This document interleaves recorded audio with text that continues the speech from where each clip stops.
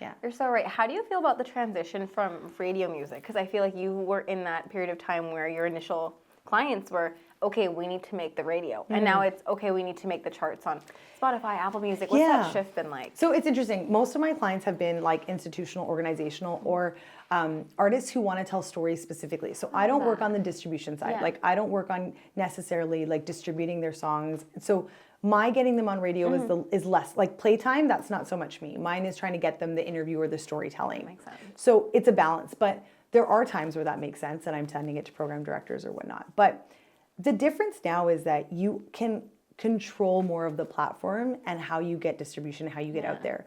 You can release a song online. Yeah. You can put it up on Spotify We yourself. had so many, what was that era of SoundCloud rappers during SoundCloud. COVID? I'm like Yes. everybody and their sister and brother were SoundCloud rappers. How many people got like found Oh, really? during that time? Yeah, because like people blew up because you're people right, were at home. actually. A.B. Dylan probably blew up because During of that time. Think about it, right? you're right. Like we were at home and what were we doing? We were consuming content. Content all the time. It was just a funnel of like something has to play all the time. You're Absolutely, so right. I didn't even right? think about that. And TV started to get boring too because once they played what was available, production had stopped. Yeah. So there wasn't nothing new left. TV, there wasn't new movies. We were kind of stuck. Once whatever they had completed was done, that was it. Yeah. And so music was one of the few things that they could continue to create and release. You saw a lot of things happening on Twitch. People were doing like live streaming and live broadcasts and all that stuff. So there's a whole bunch of other stuff happening. I mean, like from a next gen perspective, the fact that you can own your content, that you can, well, I will always tell you that you don't own the platforms, so be careful because if Instagram decides That's tomorrow. advice for you guys, so please take that with If a grain of Instagram salt. decides to turn off tomorrow, like, Where's your content? so Yeah. I will always tell you, double do your content, like Yeah. own it on a platform that you own, right? But Honestly, next gen, I know a lot of you out there, like I get a lot of DMs about how do I start influencing or how do I start posting. That's probably the biggest thing because people have lost TikTok, people have lost Instagram for days. So honestly, advice from your PR here, save your stuff. yeah, save your stuff, have a second stream, make sure that you've backed it up, have a website, like have a place where you are also posting that, even if it's redundant, even if it doesn't have views, it's more about you having a catalog. So that's my that's my advice. But Quick little pop in there. little snippet. But ultimately you are in control. Yeah. You can put your content out there, you can put your story out there, you can release your song, you can put things out there and have more control. You can say, hi, you want to book me? This is how. Here's how you contact my management. Like you're not somewhere out in the ether where I have to like call a label, know somebody who knows somebody who knows somebody to get to your manager, to call you, to get your contact. You can put it right out there and say, hi, I'm right here. I'm available. I'm available to be spoken to. I'm available for interviews, for bookings. I can do songwriting, I can do production, I can, whatever that looks like. And so once you're able to do that and promote yourself, then it's about the story you're telling.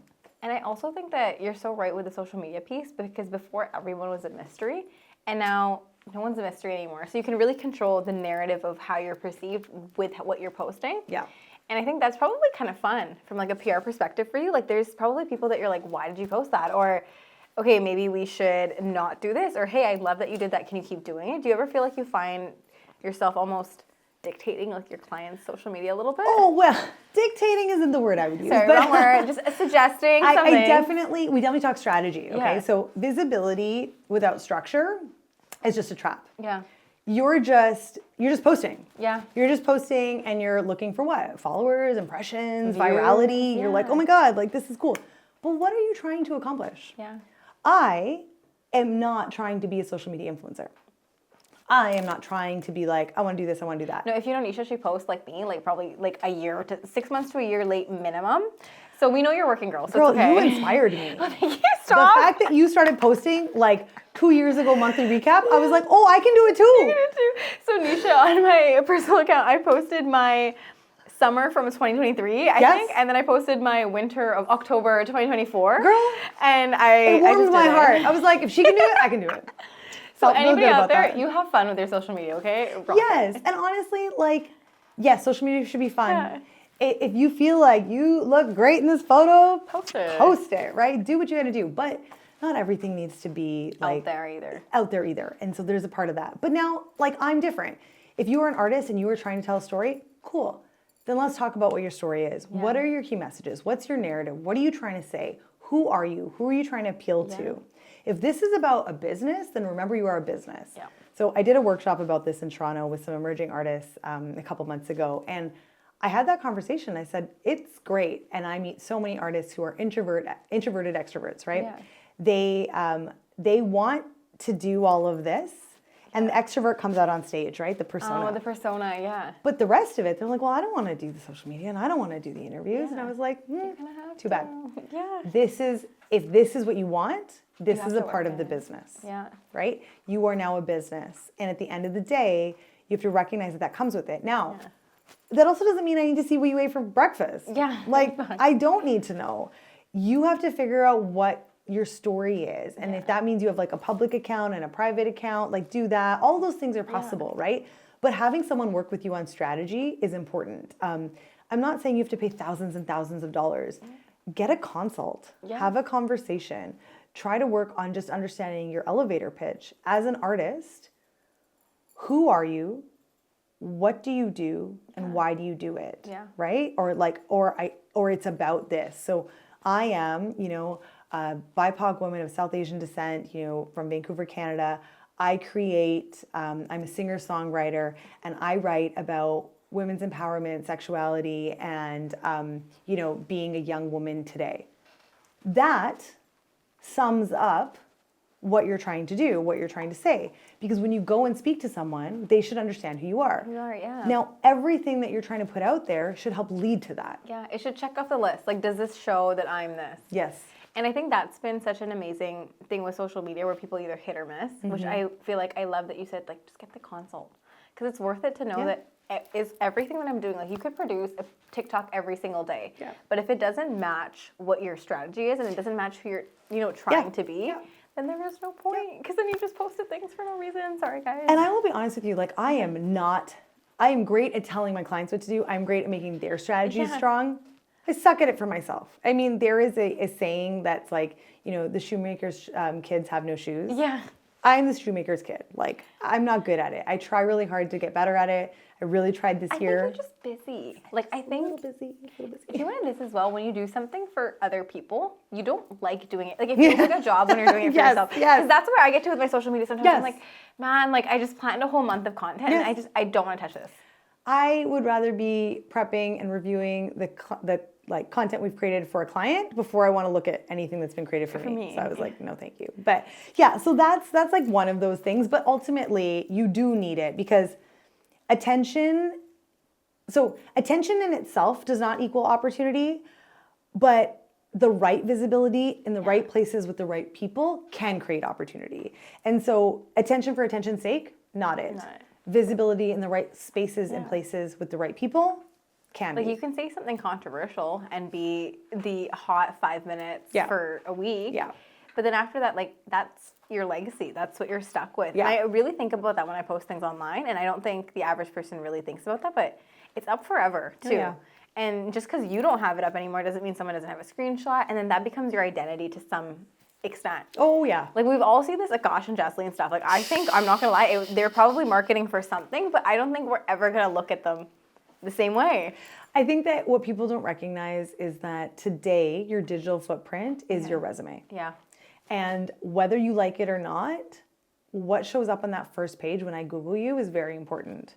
And it's important in a broader sense. And again, like next generation advice is that if you wouldn't, and this is very PR advice, this is very parental advice. No, but I love that. But if you wouldn't want it printed on the front page of the newspaper, don't post it. Don't post it. Don't post it. Right? Like check yourself when you're putting that stuff out there. And then also at some point, if you've changed and you moved on, just delete it. Yes, it could be screenshotted and whatever, but at least you're not deleting it in the middle of a crisis, right? You're not deleting it when it gets caught and then someone says, oh, but you posted this 3 years ago. If you get rid of something or if you hide something after some time because you're like, this no longer serves me, fits with who I am or serves me. Like, listen, well over 10 years ago, I hid all of my Facebook albums. Yeah. I had over 1,000 photos of myself partying. Oh my goodness. I don't think anyone needs to see any of those photos. Yeah. Like, there was a time and place, and it is no longer that time and place. Like, hide. They're gone. Hide, delete, goodbye. Yeah. Literally. Okay, now honestly, I feel we touched on 5X there for a little bit. Yeah. Tell us about 5X. Tell us about the position. I know that maybe a lot of you, I don't think you've done a public announcement yet. I have not done a public So announcement this might yet. be, I'm so sorry, Neesha, your public announcement now. But we've had some role changes. We've had some stepping into some things. Yeah, 5X has obviously had some leadership changes over the last year. I am stepping into a leadership role at 5X. I'll wait to say exactly what it is. Sorry, guys. This is your short sneak peek that Short I sneak peek. snuck on Neesha by accident too. Did not get this approved. It's all good. But I mean, we've also brought back some people who've been involved in the organization before and brought them back into leadership capacity. I think we're really excited about where it's going to go. Remembering that 5X is like a part of VIBC as a broader organization, right? VIBC has been around for 20 years now. We've celebrated 20 years. Crazy to think about. I was really grateful to MC that event because I'm one of the few people. Killed it. The same clipboard that she brought into the studio today, she had on stage with her. Listen, this is my clipboard. I've had it for like over 10 years. It looks a little broken down, but I've had it for a very long time. Actually, I think it's like 2010. Yeah, it's over 10 years. Okay, so 15 years of that clipboard. That's my clipboard, okay? It's like your emotional support water bottle. Little You bit. have the water bottles, but you have your clipboard. A little bit.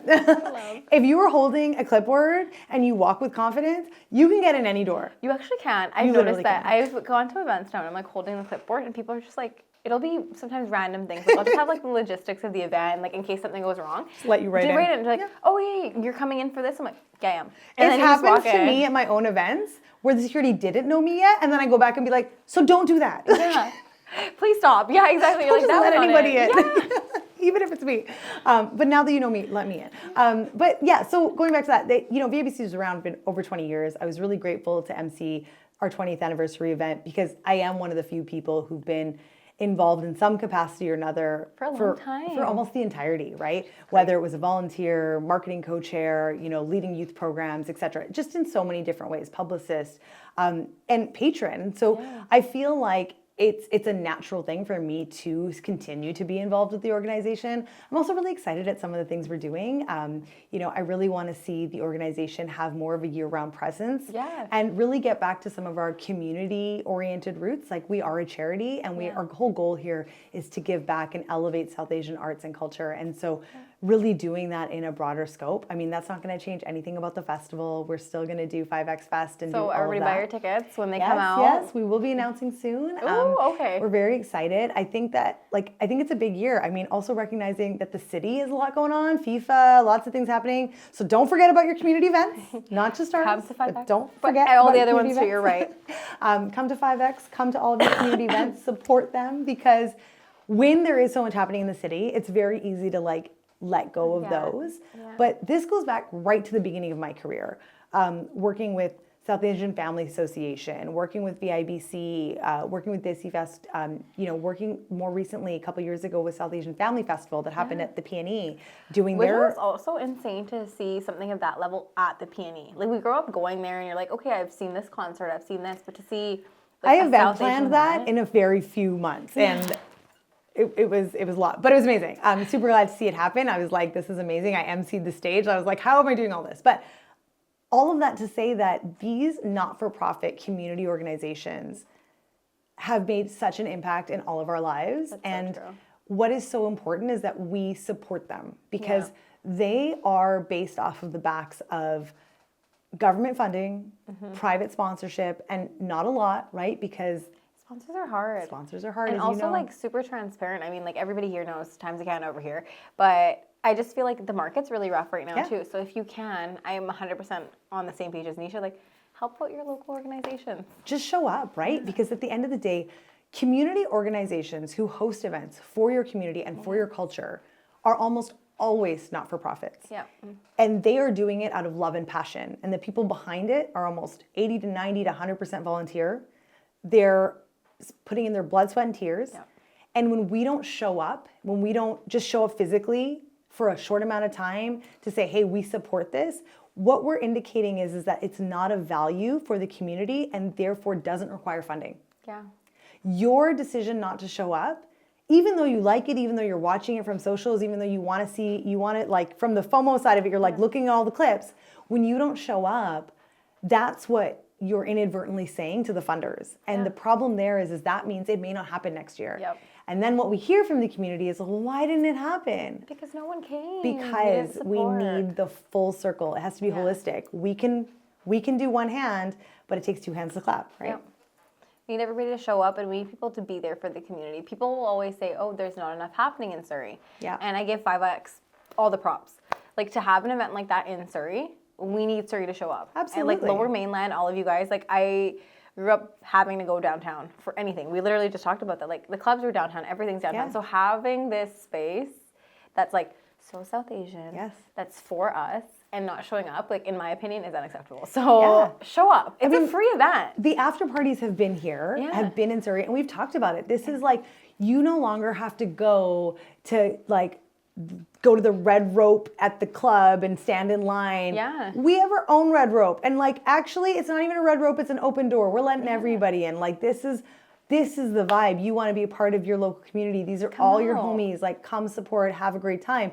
You will never have an experience where you get to be up close and personal with these types of artists at this level in this way, right? Because we have had artists like just come hang out in the crowd. We've had artists who are blowing up, be on stage. You know, this is an incredible experience, and also is a great one for our younger communities and our older communities. So you see like the older generations come out and be like, this is so cool. We're in city, like we're at City Hall Plaza, like we're like bringing all of our community and culture. Young kids are coming with full on like cultural fusion outfits. So they're like living their best lives. They're living their truth. They're living in that third space, and they're saying, this is who we are. You know, I mean, I caught my words there because it used to be like East meets West. And I've always said that that's not true because we don't meet. I'm not like East in my house and then walk out my door and then I'm West. I'm always an amalgamation of all inputs, as everyone is. And so you see people being their true authentic selves, taking in their culture in the best way, and it's urban culture. It's not like the folk experience. This is what's hot right now, and you get the best of it. And so, and I think there's just so much more than that too, right? There's workshops, there's panels, there's other events. It's honestly, guys, I went to 5X. I think I experienced the whole week for the first time this year. Yeah. And like, amazing. I think it's everything that you want when you're younger. It's people of your age, it's older people too, but it's the experience of like, I can do this and be in that third space of like, it's not a Bhangra competition. It's not me doing Gidda when I was in grade 6, 7, or 8, but it's not, you know, like this very mainstream, only certain people can enjoy this kind of music. It's a mix of everybody and everything. And I think 5X really feels like home. And it probably feels like home to a lot of people. 100%. And then you see young people coming with their parents and whatnot, and they're experiencing it in the same way. And I love that because I have seen like nieces and nephews and young kids who come and like know the songs and know the artists and know the vibe, or they're just like moving around and running in their littles. And I'm like, this is perfect, because that's the whole point, is that we're trying to set something up that still exists in another 20 years. Yeah, I love that. And I love that you talk about longevity. Yeah. Because you can be hot now, but does it mean you're going to be hot later? Yeah. VIBC and 5X has iterated as it's needed to for the community, right? We were a Bhangra competition way back when, and we've continued to evolve and move based on the needs of our community. And I think it's been really incredible for me to watch that evolution. And like, change. yes. And 5X, like even the rebrand and that happening, 2018, I think, it was really around, okay, you know what? VIBC as a name no longer represents exactly what it was, because it was the Vancouver International Bhangra Celebration Society. It was very focused on Bhangra and Bhangra competition. And so really stepping away from that and saying like, okay, like what now? And so this really went into 5 Rivers, and it's, the X really stands for extrapolating and like, you know, expanding. So it's taking that and growing it exponentially. And I think that's exactly what this is about. South Asian arts and culture and growing it exponentially. I love that. And even with that, now let's lead into SAMA. Yeah. The South Asian Music Accelerator, if I didn't say that wrong. Yes. How did we get to a place where that was able to be? Yeah. South Asian Music Accelerator is a program by Art House, which is like a creative cultural ecosystem in Toronto. It's a label, publishing house, creative ecosystem, and it's incredible. And it is run by someone I love dearly, Sandy Pandya, and Trips, who I like, but we call him Trips.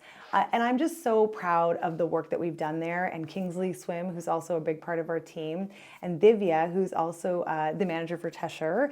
You know, this was the 5 of us were like the core team around SAMA. So Trips and Sandy founded the idea, and you know did all the real legwork there with Kingsley's support, because she is an incredible grant writer. Just saying.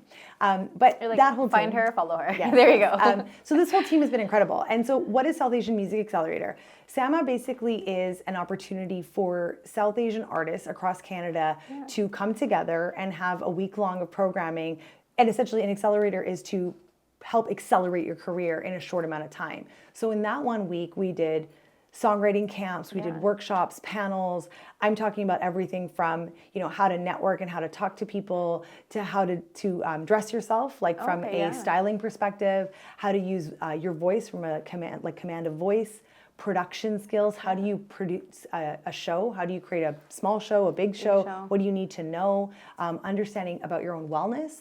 We had a wellness workshop, and really understanding that as an artist, like, you're so out there, but what do you do to take care of yourself? As you're producing, as you're on tour, etc. We talked about social media and digital. We talked about all these things, right? And then the songwriting camps, they were set up with some incredible producers. Chin and Jetty from Vancouver came out. Love Chin. We had Noah Hamilton. We had Janssen. We had so many incredible people.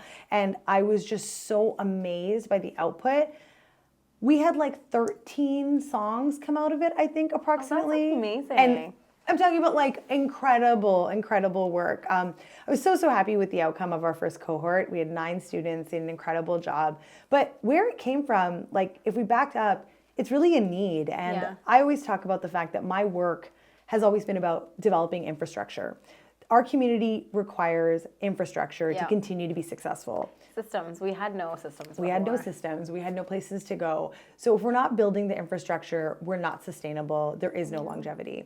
And so the Accelerator is a program that allows for us to develop our artists. Because yes, there are a number of music organizations. There's Ontario Creates, there's Music BC. There is a music association, what we call an MIA, a music industry association, in every province. But I think our community still feels a little bit on the outside. They feel a little bit like the other. It's not to say that they can't. I will highly recommend that artists connect with those organizations, their local MIAs. There are a lot of resources for them there.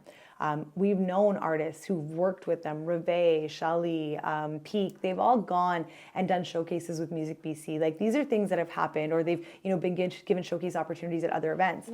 But if you're not working in that system, maybe you want to work in a system that you feel a little bit more comfortable in. Maybe you're trying to find others like you. And by us creating infrastructure and programs for our own community, we're giving them those placements. I also talk about it being a pipeline and a funnel. So you go through something like this, and then we start talking to you about, like, okay, where do you practice your craft? Okay, well, here are some open mic nights that happen in BC and happen in Ontario. DC Fest does a number of open mic nights. So go practice your craft. Take the risk. Take the risk. Take the risk is huge. Get critique. Be told, okay, hey, this was good, but like, you need to work on your stage presence, or you need to work on that. Work on that, practice. And then the next part of that funnel and pipeline is stages. So go to 5X, go to your community organizations and get on their stages. Get to DC always Fest. events. There's always events, right? Go get on a stage and then do a performance. Get footage of that performance. So the next time you want to pitch yourself to something bigger, you have something to show. So there's a whole funnel of work. And this is some of the work that I do, is I work through with artists, like, what's the funnel? What's the pipeline? How do we go from where we are to where you want to be? And there are steps along the way. And I think that often artists want to skip a bunch of steps. It's like, I did this and I want to be famous. And listen, sometimes you can. I'm not saying that you always have to do all the steps. But the practice of doing the steps will only make you better. But we have to build the infrastructure as a music industry, as a community, for those artists to be successful. I think that's amazing, because we didn't even have that before. Like, when I asked you that question about the scene before and the scene now, it's like, I don't even think SAMA would be a thing 20 years ago, because no one really pushed for it. Like, it took 20 years of, we need this, we need this, we need this every single day. Like, the advocacy that you guys were doing for us to get here. Totally. I got calls when I was at the Bay and I had that side company. I used to get calls all the time from artists who were like, Neesh, like, help me, like, do my PR, And I remember being so torn, because I wanted to, but there was very few places to put them. I mean, I had some artists that I got on shows like Urban Rush, and Cal Coate used to do a radio show, World Music. He still does a lot of stuff, like, I'd get Cal to cover world music. Stuart Duran, big shout out to him at Post Media. He used to do some stuff and cover events and bands. We'd get some coverage in the Province of the Sun, but there was a cap. Right? There was ethnic media, and then there was some mainstream media, and then there was a cap, like, Shaw Multicultural. Eventually, I would run out of places. And same thing in Toronto. There was a number of things at Bollywood Buzz, you know, Veronica, and like all these shows that were happening that we did stuff with back then. And again, like you hit a cap. Punjabi, like Omni News, Punjabi News used to have an entertainment reporter. Thranamthan used to be our entertainment reporter. Shout out to Chai with Tea. That's the thing. There's just the same people will come back into the space, right? We've all been doing this for a long time. She used to have a segment, but again, there is a cap. And so that was one part of it. But the other part of it was not every story or artist had a story. Not every release is a story. Not every song is going to get picked up. Yeah. I needed a story. It's not just that you had a release. And this goes back to my saying, I don't always have a hand in the radio play. It's more about the storytelling. So what was the story? How do I tell a story about you? And some artists got that and some didn't. I used to teach and train so many of the artists about an EPK. Like, how do you create a press kit, an electronic press kit? And I'm like, oh, I have to take photos. I have to do this. Yes, you do. You do. Yeah. But we were able to do that work. And some of the artists that we did, like there was an artist here that we worked on and we created pitches and we created like a fake management email and all this stuff. And eventually got them at like a festival outside of Canada. And like, it was a big deal.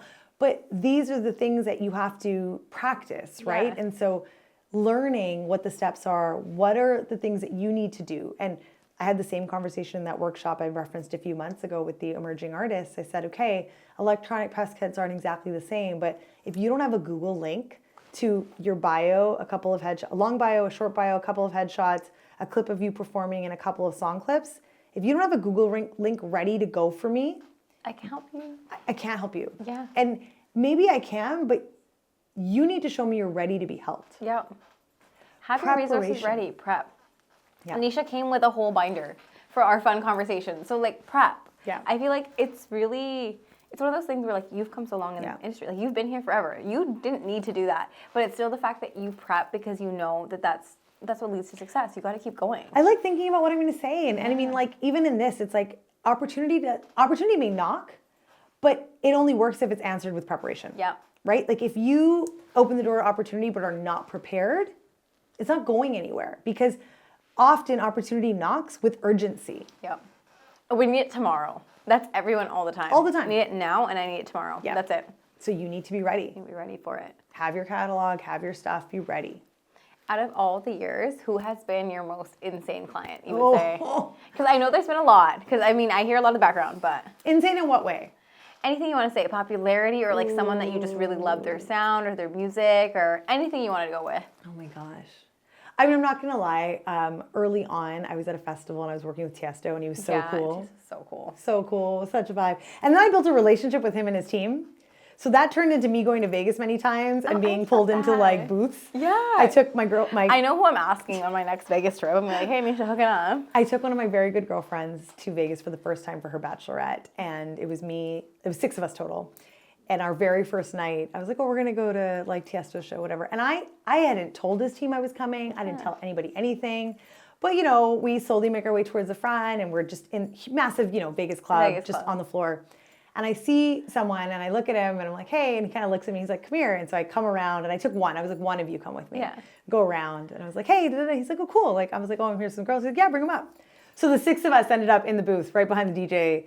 And then, you know, about 10 minutes later, Tiesto did his entry and like we were right behind him the whole time. And then my own birthday, my 30th birthday, I went with, there was 4 of us, my sister, one of my best friends, and one of my cousins. And same deal, we were at a day club and he was performing. And similarly, I was like, hey guys, I'm upstairs in the booth if you want to come. Yeah, so I built a great relationship with him and his team. It was lovely. And that's international. Like, that's so fun. That is an insane story. She's like, oh, I don't know who's insane. Everyone's insane. Like, everyone that you work with is insane. I've had some awesome experiences. I think it's interesting. I've worked with so many major artists and so many of them are so chill and so relaxed. Once you start having a conversation.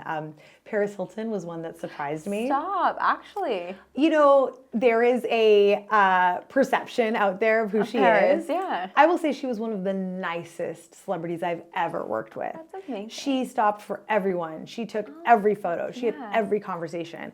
She stayed for an extra hour afterwards, took photos with people. And then when her car was leaving and we opened the gates, there was a whole crowd waiting outside. She got back out of her vehicle, took more photos. Like, I just was like, you're so lovely. But also, she cared. I mean, and she got on stage and literally said, I am not an incredible DJ. Like, I am still learning. But she cared about her set. She cared about it being right. She cared about the setup. Like, I love that she cared. Matters. Yeah. And especially all your fans that are outside, like the gates for your car, getting out of that car means so much to them. Yeah. And you just don't have the perception, sorry, Bears, but like you just don't have that perception of her until you hear stories. Yeah, she was lovely. She was so amazing. lovely. Oh my God, look at you go. She said, I know everybody. Like, let me know where you want to be. Anytime I travel, Neesha, you're getting a message down. I'm like, hey, do you know anybody here right now? Anyone performing? I'm very, very grateful to know a lot of people around the world. And that's also a lot of fun, is that I can go to a city and say like, hey, I'm happy to be here. Like, who's in town? What's going on? Yeah. I love that so much. Now, again, 20 years in, what is the biggest PR stereotype that you think you had to face? That everything we say is a lie. Yeah.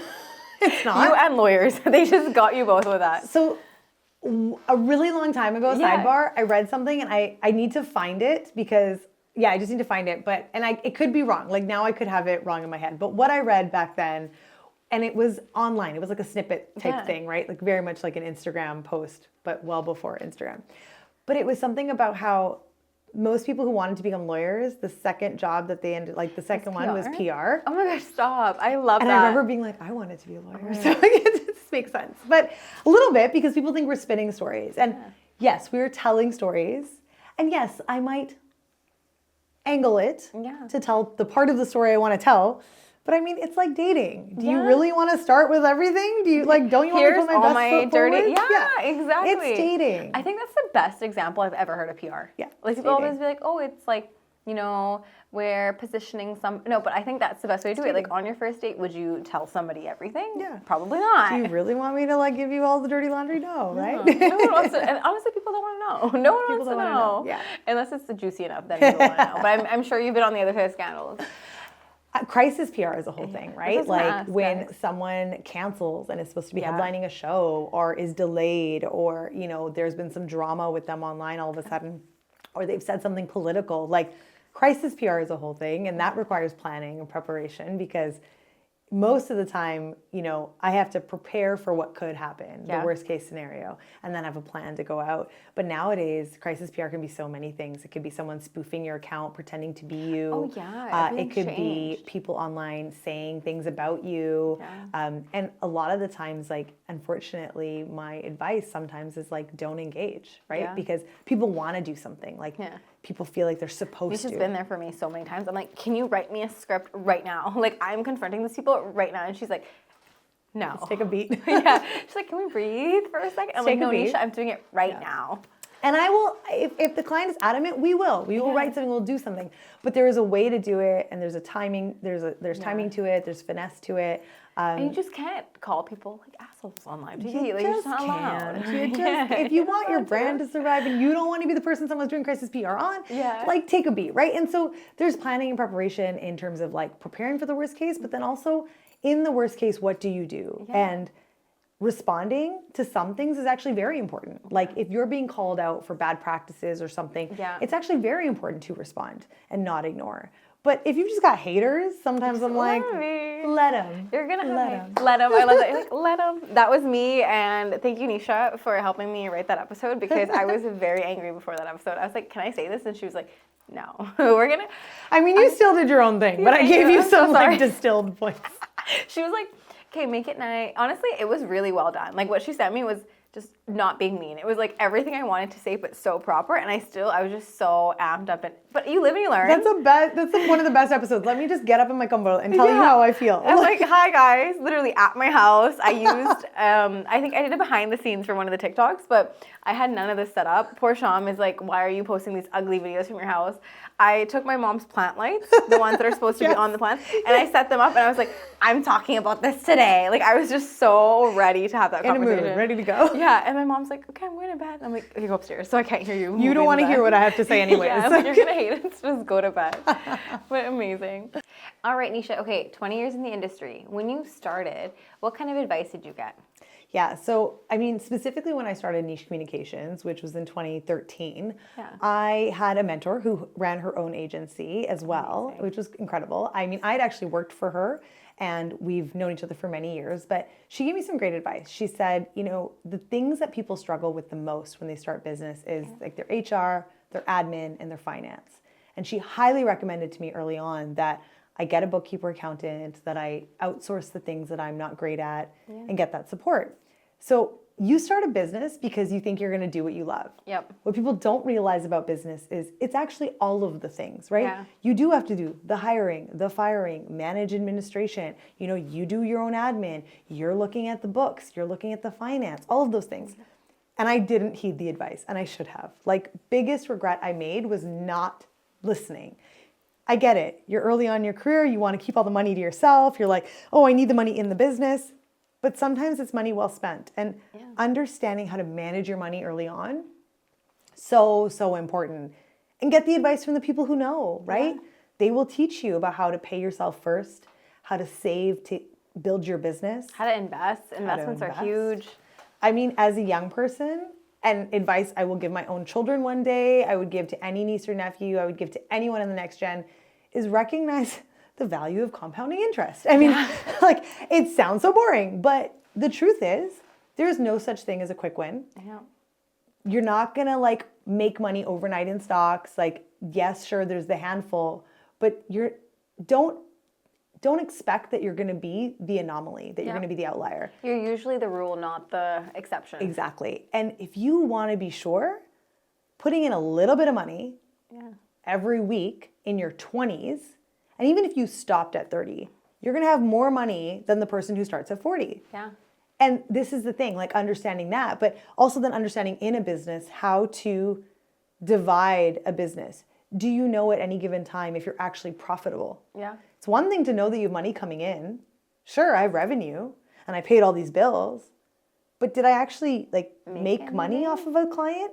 Knowing which clients are actually costing you versus that you're making money off of? Do you know how many hours you're spending on each client? Especially in service-based. I don't sell a product, I sell a service. Yeah. How many hours did this client take? How much did I bill them? What was my actual differential? That is where someone who's an expert in this space can give me those answers. Yeah. I couldn't give them to myself. But also, time is money. And I think we don't realize that when we're so passionate about what we do. It's go, go, go. I'm going to get it done. I'm going to get it done. But then, okay, if I was even paying myself minimum wage, did I make money right now? Oh, God. And sometimes, honestly, I look and I'm like, I did not. That was a crazy thing to do. Girl, there were times I was not making money on clients. Yeah. But, you know, and then there's also that. Like, there is a time in your life where you do it for the experience. And I'm all about that. Like, build the skills and have the experience before you go chasing titles. Yeah. All of that will come.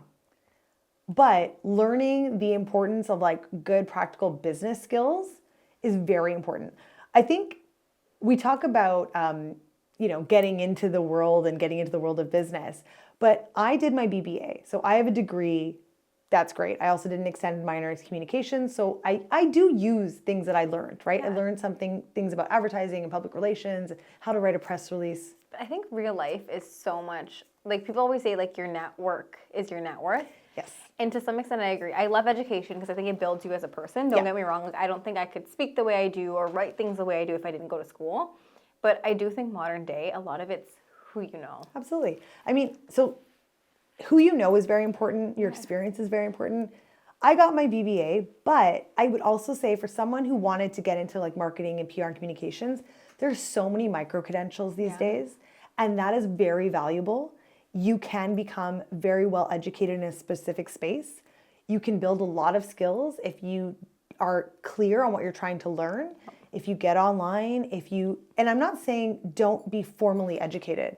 I'm saying that formal education today doesn't always just look like a degree. Yeah. There are so many other ways to get that. There's all those LinkedIn courses, the diplomas you can do in specific, like, hey, I want to do a marketing, but a published marketing diploma. You can do that now. I 100% agree with you. There's so many different ways to get that formal education. Yeah, I think it's Quantland that has a PR program that's 2 years.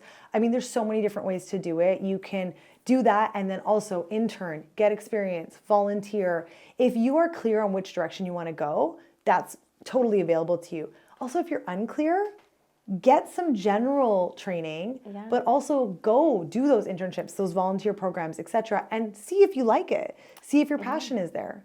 I genuinely thought I wanted to maybe do something in like finance or accounting, and then I did a balance sheet, and I was, okay, I'm never doing this again. So I am 100% with you. You have to do it to actually experience whether you like it or not. I was extremely strong in math. Yeah, okay. Because of that, I skipped a grade. I was told I could skip another grade. My parents said, no, we don't want her to lose her Random socialization. fun fact about Neesha I'm learning today. Yeah, and then I went into I went into high school, ended up doing 3 years of high school and 2. By the time I got into grade 12, I was like getting in trouble for the first time in my life because I was so bored, had way too many free blocks, didn't know what to do with myself, but it was math that got me there. Fast forward into university, I hated math. I was like, not a chance. Like, I knew I wanted to get a business degree. All of my friends were doing like accounting and finance. I was like, absolutely not. Nope, I'm doing marketing. I am not doing this. But you're right. Like, just because you're good at something doesn't mean you have a passion for it. Just because you have a passion for something doesn't mean you're good at it. You need to find the good in between. So there's a balance, right? Like, I am not a musician, but I work in the music industry, right? You've got to figure out how you can take what you are good at, what you are passionate about, and how you want to make money. Like, this is why I said earlier, this is why I said that a career is not a ladder, it's a mosaic. So it's all of these pieces that kind of come together and then continue to make you who you are, because no one else can be you. Definitely. And I love that. Beautiful way to put it. And also that you need all those pieces to really grow. Yeah. I think people don't realize that, like, with a ladder, you can, you have to do one step to get the next step. But with a mosaic, it's, hey, I've learned this, let's bring it together. And this is how this whole picture is made. Yeah. And best metaphor, let's go niche. Absolutely love that. I just think that there's so many ways to learn something. It doesn't have to be so linear. I think for a long time we were taught that. I also had a co-op at CRA, and my parents were so set on me keeping that job. Government job, you're secure, there are benefits, there's pension. Like, why would you ever leave that job? It's cushy, you leave it there. And the thing is, the team loved me. I mean, immediately I started doing the team meetings and bringing the donuts, and because that's who I was. I liked the social and the community, but I knew it wasn't fulfilling for me in that way. I was good at it, but it wasn't for me. It wasn't your passion. It wasn't what you wanted to do. Yeah. Early on in my career, I invested in a company, or I like co-owned a company, and I lost my shirt basically, which was really uncomfortable for me because ever since I had started working in general, I'd made my own money and had money. So I'd been secure. I'd made good decisions. I didn't have to rely on anyone. Never had anything go wrong. Didn't have to go to my parents. Nothing had gone wrong. And this was a risk I had taken, and it didn't go well. And I was super stressed. I, was not okay. I got depressed. Like, I was very not okay. But it also built so much of my resilience. I had to work for 2 years to like get myself out of that hole. Yeah. But I will say this, what I learned after that was that I can do anything. Yeah. If you can make it out of that, you can make it out of anything. I can put my mind to anything and I can accomplish it. And it gave me such a sense of confidence and awareness of myself and my true abilities because I did that. And I felt so good in the years after because I knew I could handle adversity. And I think that's really important, is that you actually have to go through difficulties, trials, tribulations to learn what you can do, how you handle those things, and that you can come out of them and that it does pass. There is another side to this. And so even when things go wrong, like, take it as a learning experience.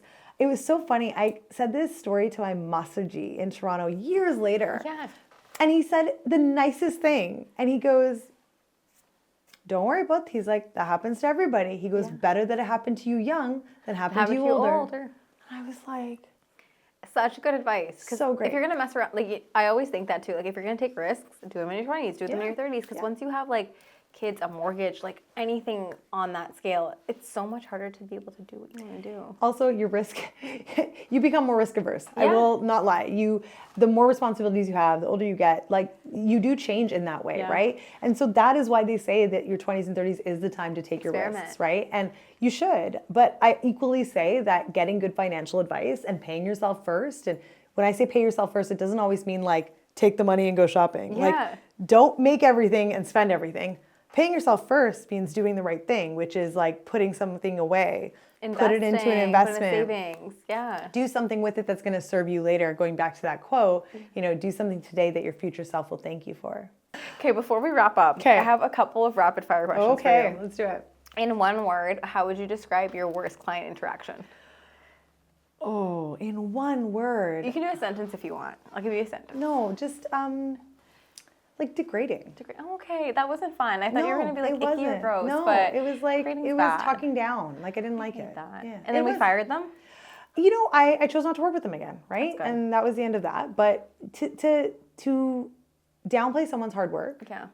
is just something that I won't mess around with. I mean, then I was young and it was different.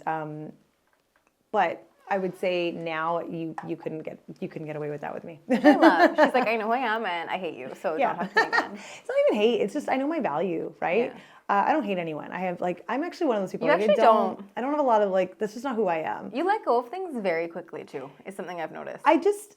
I often see things from someone else's perspective, and I also recognize that often it's not about me. Yeah. It's more about them than it is about me. What's going on with them? You're like, you do that over there. Yeah, and honestly, live and let live. I live by that in so many other places. Like, you know, if that's what you want to do, I'm good for it. But that doesn't mean I have to allow it in and around me. Yeah. So I just live and let live. I love that. Let them. Go back to that. Let them over there. Okay, early morning conference or a super late after party? Ooh. If you had to pick. I mean, girl, I do both. I know you do, but which one would you prefer? It depends. How important is the conference and am I speaking and who's playing at the after party? I will make decisions based on these things, right? Okay, my what if did not work for this one. Okay, Neesha loves her having one kind of, if you meet Neesha, she'll tell you as well. She likes having something that stands out every time. So you remember her by her shoes or her jacket or anything. So I was gonna ask, statement jewelry or statement footwear? Statement footwear. Okay. I like footwear. I mean, so this whole thing came from the idea that like when I'm working on site and working a festival and working an event, I might be meeting you for the first time. Yeah. You might only know me for a few hours. If you're a tour manager, an agent, artist, etc., you might forget my name. But you'll know my outfit. So it's the girl in the gold shoes, the girl in the pink sweatshirt, the girl in the, you know, and that's how I get referenced a lot. And it's worked for me. It's a really easy way for people to remember who I am and being able to recall and call back so they know who they're looking for, right? And they don't have to say like, you know, the brown girl with the long hair. Yeah, and you're like, everybody's the which brown one? girl with the long Like, hair. you know, I feel like that happens so much. They're like, hey, the brown one. I'm like which all one? of them. I'm like, all of them are the brown one. I don't know But what I often do that, and Yeah. it's really worked for me, and it's become I think it has. it's become a part of my persona as well. She walked in here, and you guys can't see her shoes. Shoes are cute, and also red coat. Red She said, coat. "You're gonna know who I am." I today. often wear a statement coat as well. That's become one of my things. I have a lot of statement coats. Which I love. I feel like it works, so why not keep doing it? Thing, yeah. Okay, this is our last one, and I feel like this one's a little bit less hard, but we're still gonna ask. Okay. Would you rather run a indie concert event or a mainstream 4-day festival? Full on the festival. Full on the festival. You Every love that. time. I love a festival. I think festivals are one of the best places to be introduced to new music. Yeah. It's a great place to meet people and like have a great time, have such a great vibe. Depending on the festival, it could be like family friendly, like you get cool outfits. Like there's Yeah. just so much more to a festival. And I love the event part of it. I love the logistical piece to it. You know, what can we do here? What can we There's not always do? movement. So much movement, so many different artists, like just the experience of a festival will always win for me over a single concert. Yeah. I love that. Okay. Thank you, Neesha, for being on. And before we let you go, I'm going to get you to look at that camera. And this is our hardest question for Oh, everybody. okay. In one sentence, give your advice to the next generation. My advice to the next generation is that your differences, your differentiators are your strengths, not your weaknesses. So whatever it is that makes you different, recognize that, lean into that. And whatever it is you want to do, know that you can do it. Chart your own path, create your own experiences. Go volunteer at that place that you are excited about. Follow your passions, because all of those things together make the career. It's not a ladder. Everyone talks about the corporate ladder. It's a mosaic. It's all of the things you love. It's the things that you're great at. It's the things that make you different, that make you find your unique selling proposition. And that's where you want to be. I love that. That was good advice. She said over a sentence, but great advice. So that's all that matters. Over a sentence. A little much bit. over a sentence. I'm a communicator, and I didn't think about it. It's okay. You did great. I put her on the spot. No notes. She looked through the notes, but there were no notes there. So I didn't have an answer to this. yeah. Thank you, Neesha, for being with us. Neesha will be back shortly, guys. Don't worry. Comment if you want her back, which I'm sure you do. We did more personal stuff, so next time if you have specific advice you want from Neesha, you guys let us know. And subscribe, like our video, follow the channel, follow the Instagram as usual. These clips will be up on TikTok and YouTube Shorts and all our good stuff on Instagram as well. Thank you, Neesha, again for being with us. And we'll see you guys all next Thursday. Bye.